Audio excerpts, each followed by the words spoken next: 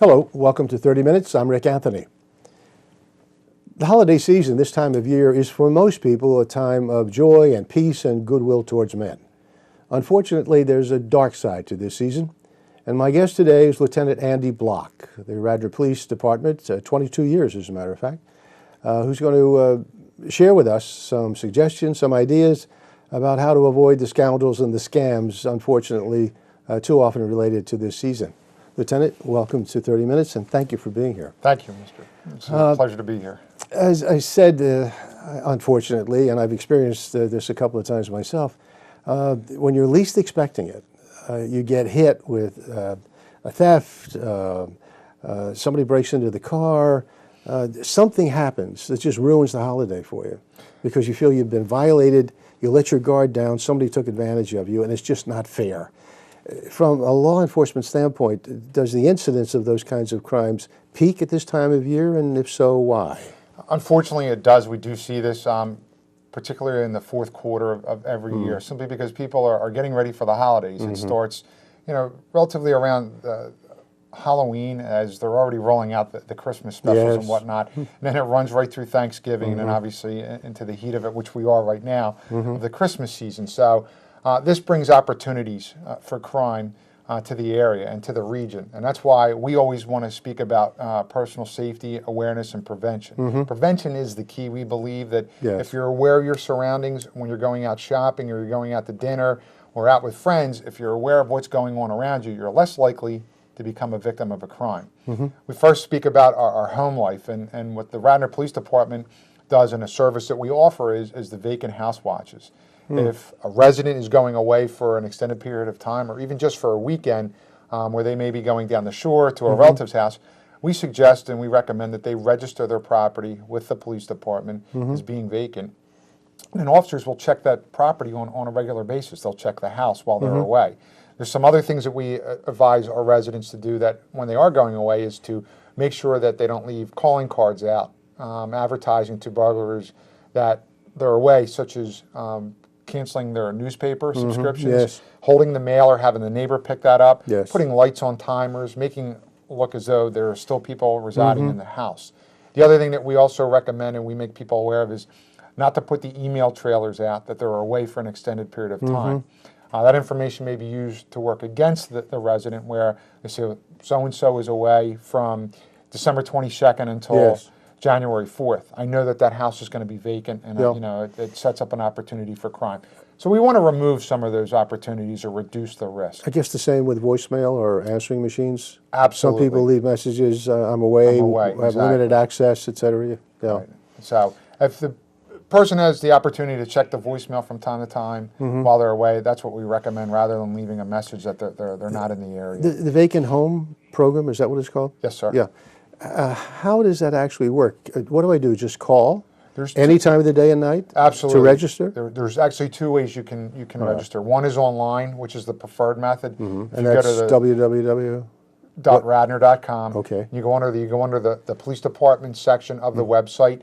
There's a drop-down menu, and you'll look for the vacant house watch. You click on that. There are a series of prompts that will walk you through to register your house, such as the date and the times that you'll be away. Right. Are there lights on timers on the property? Any vehicles being left on the property? Are there people that may be coming and going, such as cleaners or pet sitters? And also, what type of emergency contact you would have on file, that in the event that there is a problem with the residents, we have somebody that's local we can contact to come to let us in the house, or in the event that there's problems. We have situations where officers are checking these houses and it's not so much crime related but property maintenance. Yes. It get very cold out, a pipe may break and the officer may hear the water running. So we want to be able to contact someone locally. Does the officer actually get out of the squad car absolutely. and do a walk? Yes, sir. They do a perimeter check of the residence. They check all the doors to ensure that they're locked, and make sure that the windows are secure. And on average, how often would they do that if you're going to be away for a week or so? The officers will do it randomly on a daily basis until you return.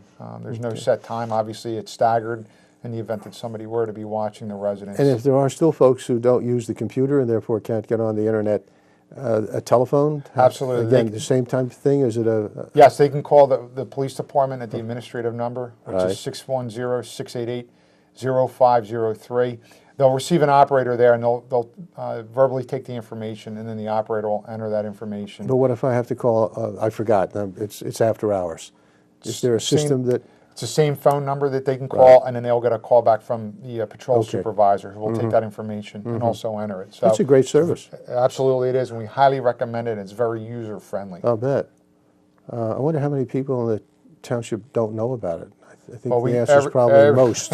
every opportunity we get, I'm sure you do. We promote that through our website, through our newsletters, through programs such as this, and it is used very heavily, especially around the holiday times and over the summer.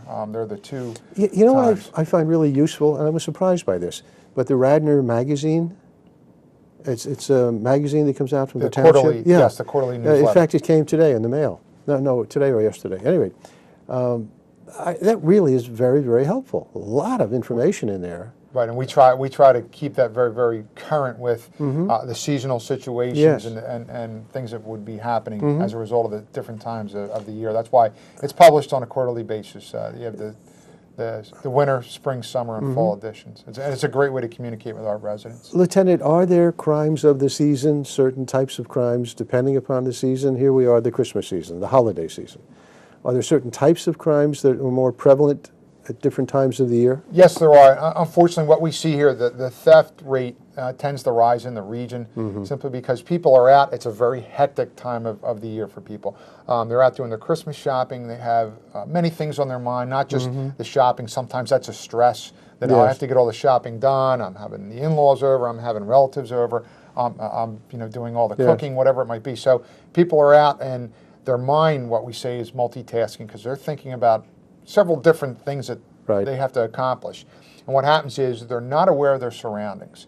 And what happens, it's pragmatic because when that happens, we find through victimology that they're a mark. When a person's out there looking to commit a crime, such as shoplifting, pickpocketing, a purse snatch, things of that nature, they size up their victims. They will walk around and they'll see who is attentive to the surroundings and what's going on, and who are other people that may be on the cell phone or not aware of exactly what the time of day is, so to speak. So what happens is that person is a mark, and then they could be a victim of a pickpocket. If it's a female that has a handbag, she can end up losing a handbag. If there's straps on it, it could be cut, unbeknownst to her, things of that nature. So we see that, and we see the thefts. Specifically with shopping, we tell people when they go shopping, they should not carry large sums of money on them. We recommend that they only take one credit card. Use that credit card and have nothing else as far as a handbag. If they can avert having the handbag, simply because that's something in the police department's eyes is it gets in the way. It's there if you forget about it. And ladies tend to have everything but the kitchen sink. I tell everybody in the handbag. So if the handbag is I can't get over how deep those bags are. No matter what they look like from the outside, they go down for miles. Absolutely. And I tell my mother and my friends that is it's a nemesis for me because whenever we go out, leave the pocketbook or the handbag at home. We don't need it. It's just one more avenue that could be towards a crime occurring. So we tell everybody, just take one credit card, a minimal amount of keys. You should have your house key and your car key on that. That's readily accessible. Do your shopping. When you go to a shopping center, a business district, a mall, take the time to park in a well-illuminated area. If you can take the time and wait for a parking spot to open up close to the doors to the mall, that's the best part because there's less distance that's traveled. It's more heavily populated in those areas. When people go in to do their shopping, they do their shopping. When they're using the credit cards in this day and age, we're pretty fortunate that they can swipe the credit cards. They're not handing the credit cards over to a sales associate, so everything is done there. It's one transaction. But you want to be aware of your surroundings. You want to make sure that somebody's not standing behind you. They're not using a cell phone with a camera on it where they're taking pictures of your credit card, obtaining your account number. So there's many different angles. So again, we tell people they can never be too aware of who's around them and the situational awareness. That's a terrible way to have to live. Oh, it is. Always on the defensive. Unfortunately, but I tell everybody, and we recommend that they use a credit card simply because that's protected through the bank. If the credit card is compromised in that situation, that's a very good point. You fill out the affidavits, and the bank 99% of the time will cover the loss. Your debit card and your checking account, it's a different situation there, simply because they have direct access into your accounts. If they get Yes. your checking account number, your routing number, or the actual debit card, they can clear out your banking account in a matter of minutes. Well, And it using a takes, single credit card these days is tough because most, as you know, most large department stores have their own cards with incentives to use those cards. You get points, you get discounts, and so on. I'm just trying to think of my wife. How could I convince her to take only one card and not all of the cards? And the other thing is, I was told years ago that men should not carry their wallets in their hip pocket. Is that still a rule? in the back pocket. Yeah, the back pocket. Exactly. It's not preferred simply because they could be a victim of a pickpocketing. If they carry their wallet up front, they're less likely to be the victim of that. And especially cash, we also say if you're going to carry a wallet, the cash should not be kept in the wallet. Cash should always be kept in the front pocket.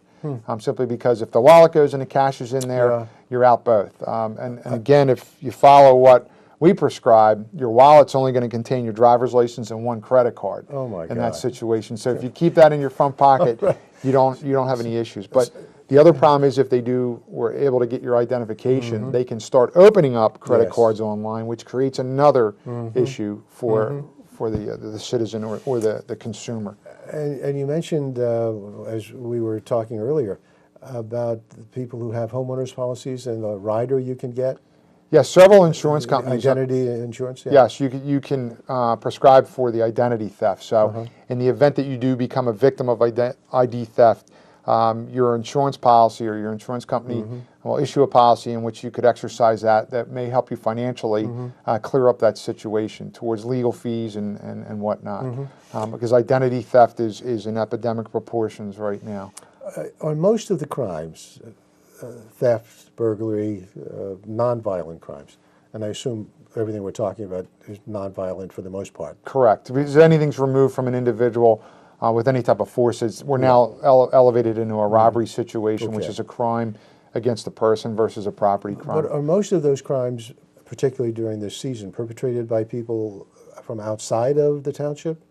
Generally speaking, they do come in. The majority of the people that become suspects or offenders that we arrest are usually from Philadelphia or the other towns surrounding Radnor. But it's crimes of opportunity where they come in and they get out.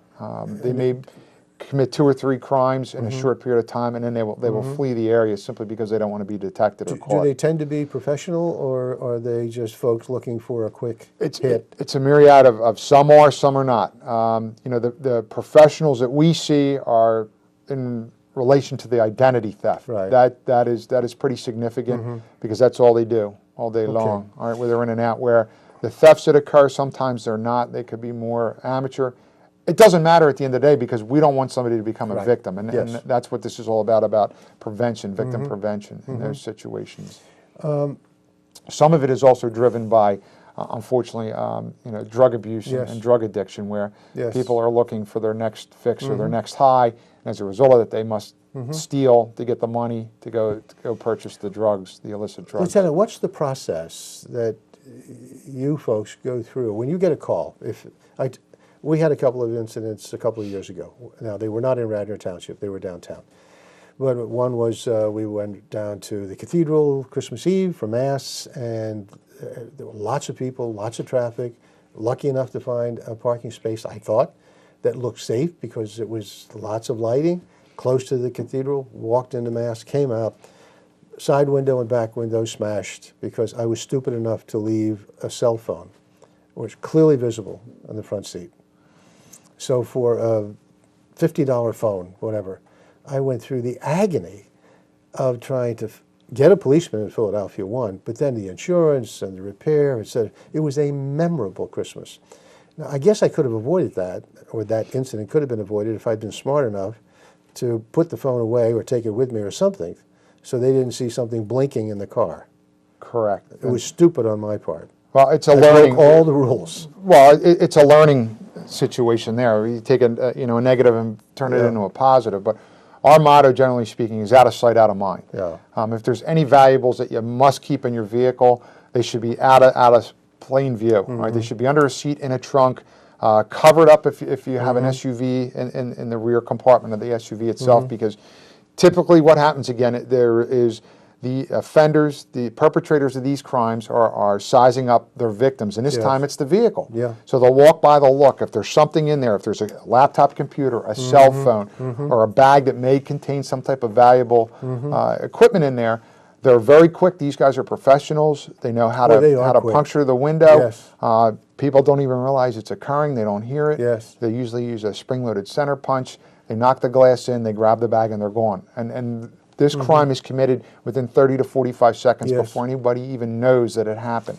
But So by keeping those items out of sight, you're less likely going to be a victim simply because they're going to walk by, they don't see anything, they're going to move to the next car. They're looking for the car that's the easy mark. But if that incident had occurred in Radnor Township, how would the Radnor police have responded to a call I guess I would have made to the police? And I guess that would have been my first call. Sure. Anytime you're a victim of a crime or you see something suspicious, we can't tell people enough to call 911. A lot of times people think 911 is for a dire emergency. In the suburbs in Radnor Township, 911 is for everything, whether it be the barking dog, okay, or a crime in progress. That's the best way to get a hold of the Radnor police. We have cars on the street that'll immediately dispatch those cars. They'll come and they'll handle the situation or the problem. In your situation or a situation if it were to occur in the township, the police department would be dispatched, officers would respond. We're going to try to isolate the time on when this occurred to see if it was immediate, okay, or if it was over a period of time. Nonetheless, we're going to take the information if it's a cell phone, if it's a laptop computer, and we're going to try to track those devices. Sometimes the cell phones, if they're left on, they may have the software for the tracking devices. The computers are the same way. So if we can track them, it helps us. And if it's tracked to a certain location, officers will go there.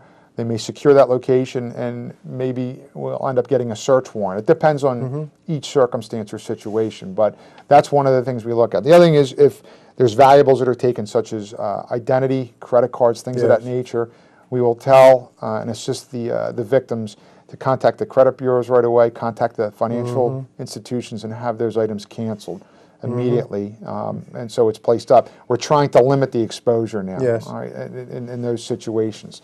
So that's what happens with the respect to when a crime's committed. One of the things that we see out here that's very prevalent in the suburban areas around Philadelphia is there's somewhat of a false sense of security where people leave their vehicles open, and they're easy marks. This happens, and we just recently had a rash of theft from vehicles in the South Wayne area approximately a week ago, where people will come by in the middle of the night and they'll try the car doors. If the car doors are open, they go into the car and they'll quickly rifle through the center console, and they're looking for, again, small electronic items, GPS units, and change, and they're in and out of there.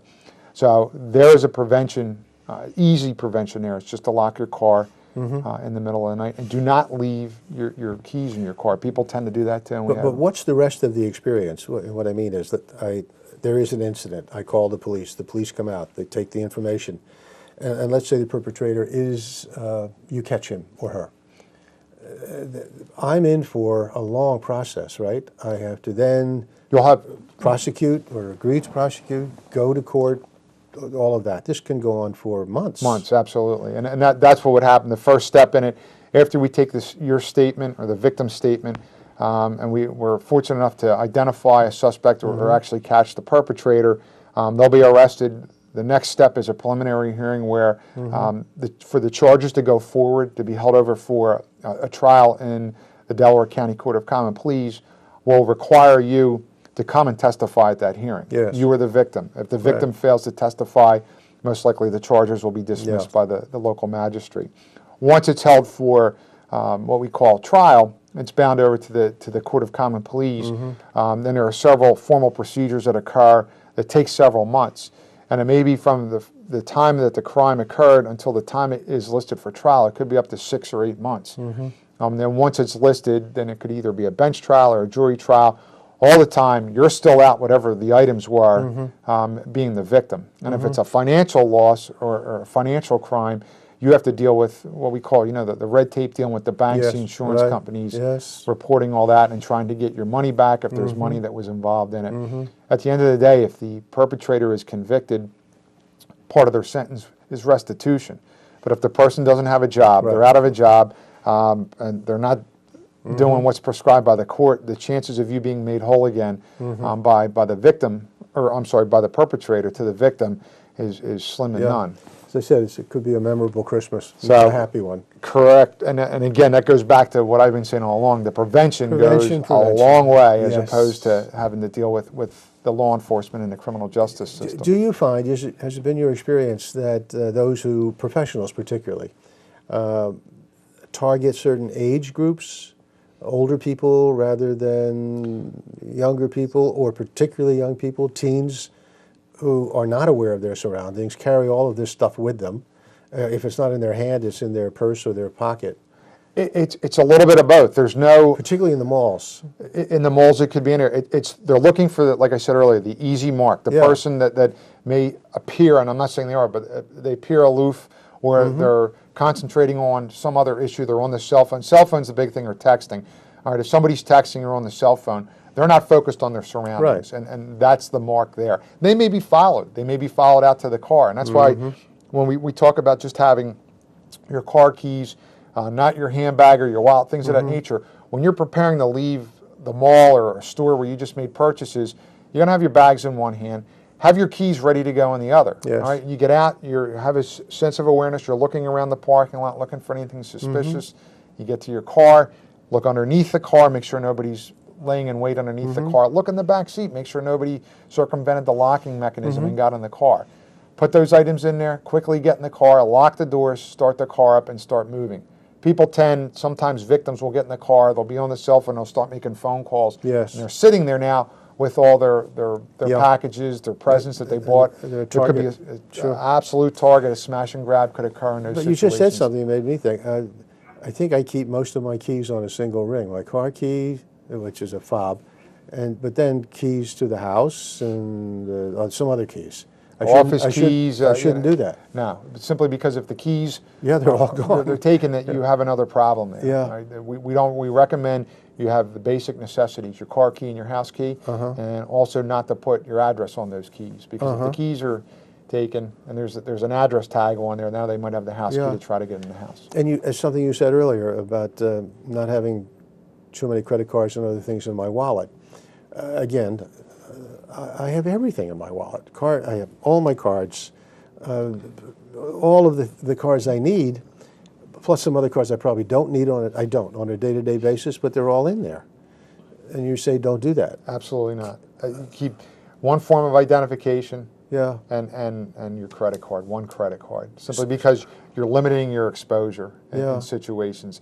If you have 4 or 5 credit cards, some of them are bank cards, some of them are department store cards, every one of those cards, if your wallet is stolen, or you're a victim of a pickpocketing, or even more seriously, an armed robbery, you now have to go and cancel each one of those cards. You're still going to notify the credit bureaus, one of the 3 or all 3 of them. They will put out what's known as a fraud alert.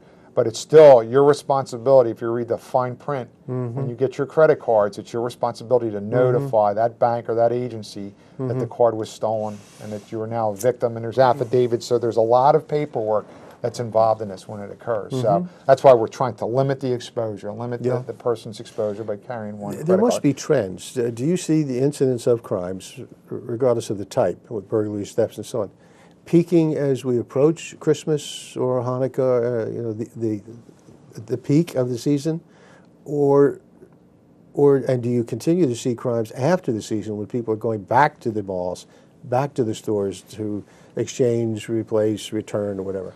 Regional trends are you're absolutely correct on that, simply because it's sheer volume. There's more people out shopping at the time, and again, that brings out the criminals looking to compromise on the unsuspecting shopper, who's now becomes the victim, especially in the malls. We see it on TV now. I find it amazing that people will forego having their Thanksgiving dinner, and they'll go camp out for 3 days, to get the deal, right? To get the deal on the TV, and they're camping out, and then, you'll have 500 people rushing through doors to get in there. Well, I submit to you, we don't have any of the box stores here in Radnor, but I have colleagues that work in other areas, and there are victims of crime when that occurs, simply because if you have all these people in there, you don't know if somebody's in your pocket or not. And at the end of the day, you get home, and then you realize your wallet's missing, credit cards are missing. I find that amazing. I was in the Apple store before Thanksgiving, and I made a purchase and trying to understand the technology. Very nice young people. But I asked, what's that guy doing out there? He had a tent, and he was in a chair, and he has water and so on. He said he's in line for tomorrow morning. I said, is tomorrow morning? He's going to sleep there? He said, yeah. He said, by the time tonight, there'll be a line all around this store in Ardmore. That's crazy. That's absolutely crazy. I wouldn't want to be in that store the following morning. That's why I'll go online and make my purchase. Yeah, that way right. I'll have the UPS man wait in line for me. So if I'm a thief, I just wait for all those people to come out, wait in the parking lot, Absolutely. and watch what they do and what they don't do, and then I hit them. Sure. And I'm gone. I'm on the blue route and I'm back.